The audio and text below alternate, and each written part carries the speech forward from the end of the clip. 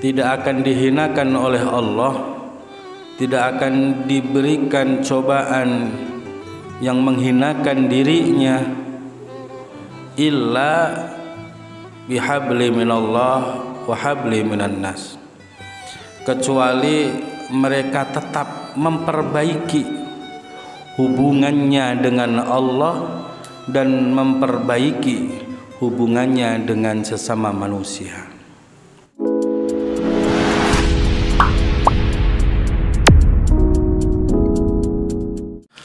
Assalamualaikum warahmatullahi wabarakatuh.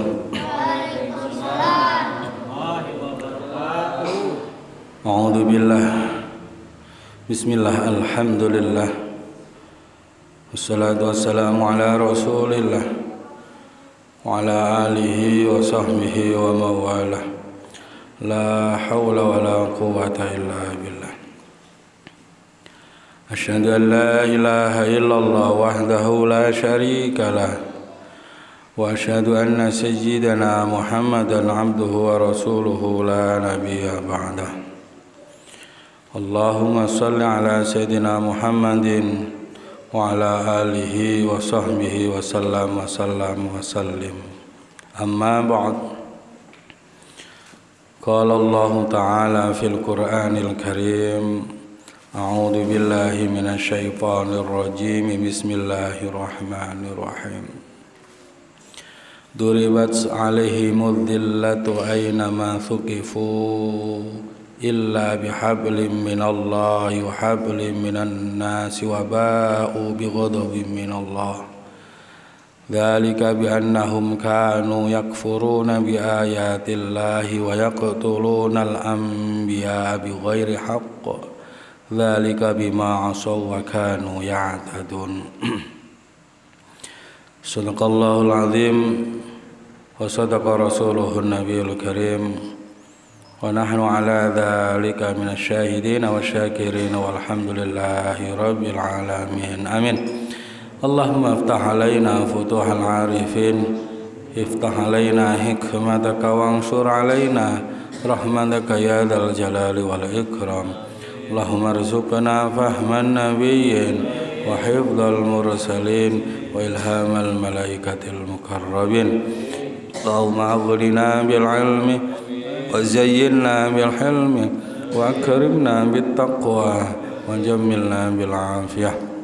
Allahumma inna nas'aluka lisanan dzakira wa qalban syakira wa badanan sabira wa suhbatan tu'inuna fi dunyana wa akhiratina birahmatika ya arhamar rahimin walhamdulillahi rabbil alamin. Hadratal mukhtaramin al-mukarramun al-ulama yang senantiasa kita taati segala fatwa-fatwanya. Tak lupa juga kepada jamaah Majelis Ta'lim Asyhadatain yang pada malam hari ini hadir di Masjid Umar bin Khattab ini, yang saya hormati dan mudah-mudahan senantiasa dibimbing oleh Allah Subhanahu wa taala. Pertama, marilah kita memanjatkan puja dan puji syukur kehadirat Allah Subhanahu wa taala, yang mana Allah pada malam hari ini telah memilih kita dan senantiasa memberikan kepada kita taufik hidayah kepada kita sekalian sehingga kita dapat berkumpul bermuajah di Masjid Umar bin Khattab ini dalam keadaan sehat wal afiat. Salawat dan salam marilah kita sanjungkan ke pangkuan baginda agung Muhammad sallallahu alaihi wasallam, yang mana beliau yang kita nanti syafaatnya besok yaumil qiyamah. Mudah-mudahan dengan keistiqomahan kita senantiasa kita diaku sebagai umatnya, dan kelak fi yaumil qiyamah kita berhak mendapatkan syafaatnya. Amin. Allahumma amin. Ayyuhal hadirun rahimakumullah. Melanjutkan pembahasan minggu kemarin bahwa Allah berfirman di dalam Al-Quran, duribat alaihimudz dhillatu aynama thuqifu illa bihablim minallahi wa hablim minan nas. duribat alaihimul dhillatu, akan ditimpakan kehinaan kepada mereka, ainama thuqifu, dimanapun mereka berada. Tidak akan dihinakan oleh Allah, tidak akan diberikan cobaan yang menghinakan dirinya, illa bihabli minallah wa habli minan nas, kecuali mereka tetap memperbaiki hubungannya dengan Allah dan memperbaiki hubungannya dengan sesama manusia. Jikalau kita senantiasa memperbaiki hubungan kita dengan Allah melalui ibadah mahdhah maupun ghairu mahdhah, menjalankan kewajiban-kewajiban sebagai hamba Allah kepada Allah Subhanahu wa taala, maka yakin kita akan senantiasa dibimbing oleh Allah dan kita akan diangkat derajatnya oleh Allah Subhanahu wa taala kepada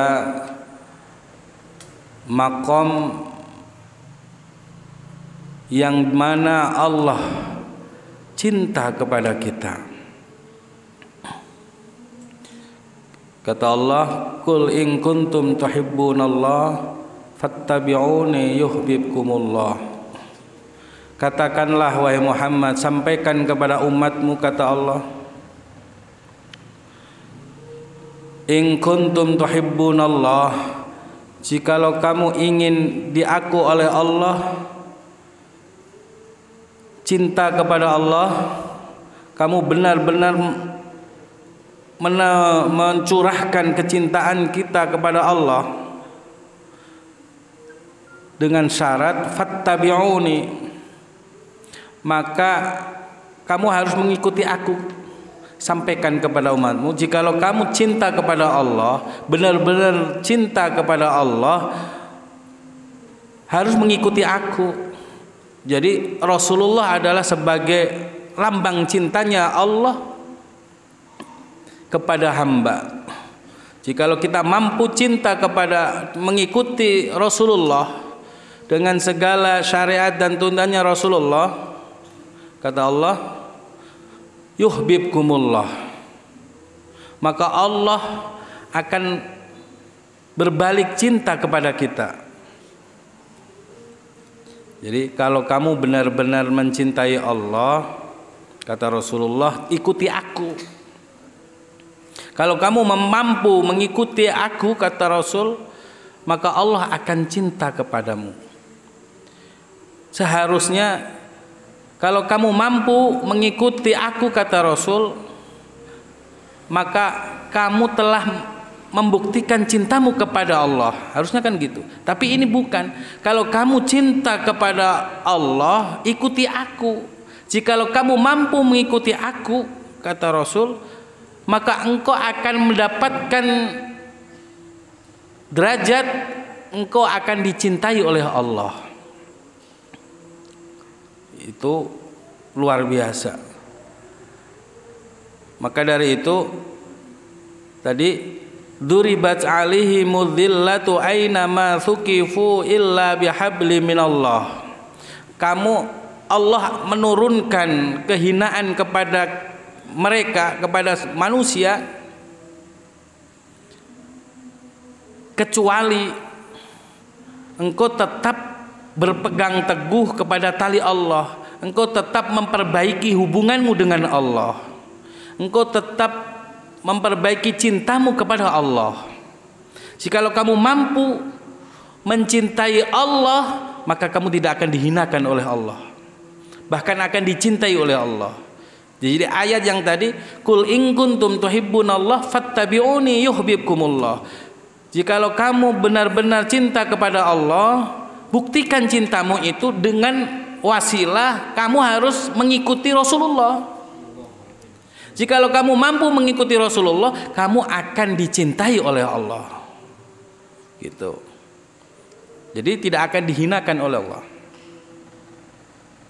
Wa yaghfir lakum dunubakum, bahkan ada jaminan kesalahan sebesar apapun, jikalau kamu mampu mengikuti syariat Rasulullah, sunnah-sunnah Rasulullah, yaghfir lakum dunubakum, dosa-dosamu akan dihapuskan oleh Allah Subhanahu wa taala. Dengan cinta kita kepada Rasulullah, mengikuti semua yang diajarkan oleh Rasulullah, baik perintah maupun larangan, maka kita akan mendapatkan derajat, akan dicintai oleh Allah, dan kita tidak akan dihinakan. Satu lah, kita mampu memperbaiki hubungan kita dengan Allah. Yang kedua, duribat alaihimudz dzillatu aina ma suqifu illa bihabli minallah wa habli minan nas. Kita harus mampu memperbaiki hubungan kita dengan sesama manusia. Tidak cukup soleh itu kita di hadapan Allah hungkul, tapi soleh itu bagaimana kita soleh berbuat baik terhadap sesama manusia. Tidak dikatakan soleh jikalau salah satu ini diabaikan. Baik sama manusia, suka menolong dan lain sebagainya, tapi hubungan dengan Allah tidak ada. Sholat tara, baca Quran nggak pernah, dan lain sebagainya. Ibadah-ibadah yang mahdoh sering dilupakan, bukan dikatakan soleh. Yang dikatakan soleh adalah orang yang mampu memperbaiki hubungannya dengan Allah dan hubungannya dengan sesama manusia. Paling kecil lingkungan kita adalah keluarga. Kita harus mampu mendidik, melindungi, mengayomi keluarga. Dari apa? Dari siksa neraka. Ku anfusakum wa ahlikum nar, jagalah dirimu dan keluargamu dari api neraka. Artinya apa? Kewajiban-kewajiban kita terhadap Allah, keluarga, anak istri, bawa kepada ibadah kepada Allah Subhanahu wa taala. Ini namanya menjaga dari api neraka. Karena kewajiban suami adalah dunia ila yaumil qiyamah. Dilanjutkan ayat, wa ba'u bi ghadabi minallahi wa duribat 'alaihimul maskanah. Wa ba'u bi ghadabi minallah, bahkan tidak hanya dihinakan oleh Allah, tapi Allah akan ghadab, Allah akan marah, Allah akan murka kepada kita. Wa duribat alimul maskanah, dan Allah akan menjatuhkan kepada kita kepada kemiskinan. Jadi tidak hanya sekedar dihinakan, tapi Allah mengancam, bahkan Allah juga murka kepada mereka. Bahkan dalam kehidupan dunia dia dimiskinkan oleh Allah Subhanahu wa taala. Bukan hanya miskin harta, tapi miskin ilmu. Tidak bisa ibadah kepada Allah, miskin. Ibadah tidak bisa khusyuk kepada Allah, miskin. Bodoh dengan pengetahuan agama, miskin. Kunaon begitu? Dzalika bi annahum kanu yakfuruna bi ayatillah. Allah murka, Allah menjatuhkan kepada kita ke lembah kemiskinan dalam berbagai hal, bodoh dan lain sebagainya. Karena bi annahum kanu yakfuruna bi ayatillah, disebabkan karena kufur atas ayat-ayat Allah. Tidak percaya, kurang yakin atas apa yang diperintahkan oleh Allah Subhanahu wa taala. Saya sholat tiap hari tek benghar-benghar, eta si enci singkok nggak pernah sholat, meni benghar, usahanya maju dan lain sebagainya. Nah eta. Padahal dengan kita bisa sujud, dengan kita bisa ruku, itu adalah rezeki terbesar yang dianugerahkan oleh Allah Subhanahu wa taala. Bisa jadi karena bengharnya harta, banyaknya harta, mudahnya usaha, segala dimudahkan oleh Allah. Eta istidraj daripada Allah Subhanahu wa taala. Sanastadrijuhum min haitsu la ya'lamun. Di dalam ayat lain, falamma nasu ma dzukiru bihi fatahna 'alaihim abwaaba kulli syai'. Ketika manusia falamma nasu ma dzukiru, lupa dengan zikir kepada Allah, fatahna abwaaba kulli syai', Allah membukakan segala kemudahan kehidupan dunia. Nah, eta teh istidraj. Bukti istidraj apa? Jikalau kemudahan mencari harta, kemudahan usaha, mudahnya kita mencari dunia, justru tidak membawa kepada taat kepada Allah, harta itu tidak mengantarkan untuk khusyuk ibadah kepada Allah, itu namanya istidraj. Justru melupakan Allah karena sibuk menghitung harta, siang kerja mencari uang, malamnya menghitungnya, tidak ada kesempatan untuk beribadah kepada Allah. Itu namanya istidraj, diperbudak oleh harta. Jadi dihinakan oleh Allah. Wadribat alim waskanah dzalika bi annahum kanu yakfuruna bi ayatillah. Pertama dia kufur atas ayat-ayat Allah. Wa yaqtulunal anbiya bi ghairi haqq. Yang kedua disebabkan mereka membunuh para nabi-nabi Allah tanpa hak. Kalau sekarang tidak ada nabi, yang ada pewaris nabi.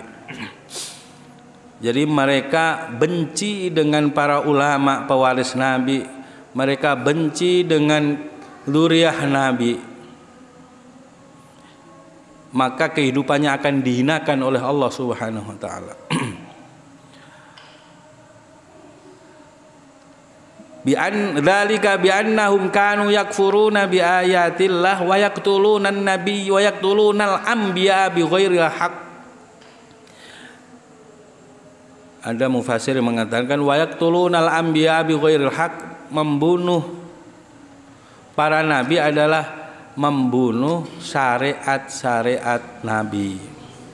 Dia tidak melaksanakan tuntunan Nabi, dia tidak melaksanakan sunnah Nabi. Bahkan ini bid'ah, itu bid'ah, dolalah kullu dolalatin finnar dan lain sebagainya. Eta. Maka orang-orang yang membunuh sunnah Nabi, tidak mau melaksanakan sunnah Nabi, maka akan dihinakan oleh Allah Subhanahu wa taala. Tidak ada ketenangan dalam batinnya. Walaupun kelihatannya di dunia mereka serba mewah, serba punya dan lain sebagainya, tapi hati tetap miskin, susah dan lain sebagainya.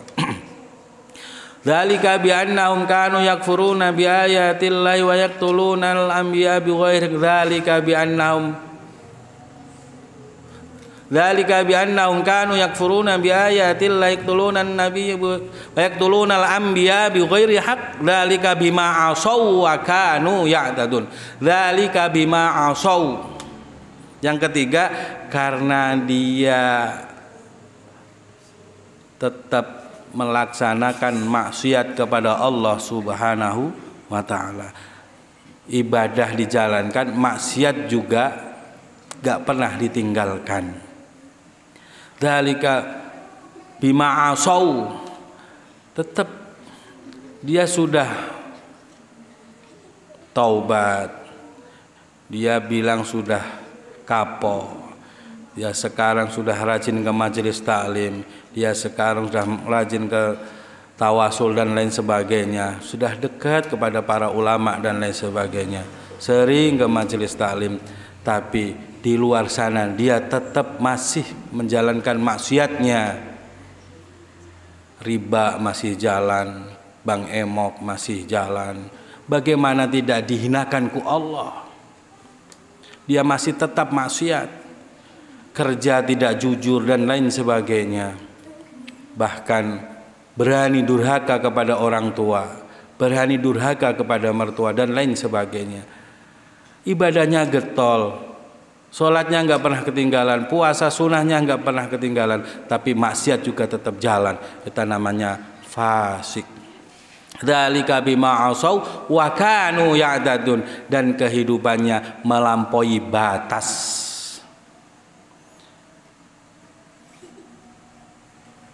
Dia yang sering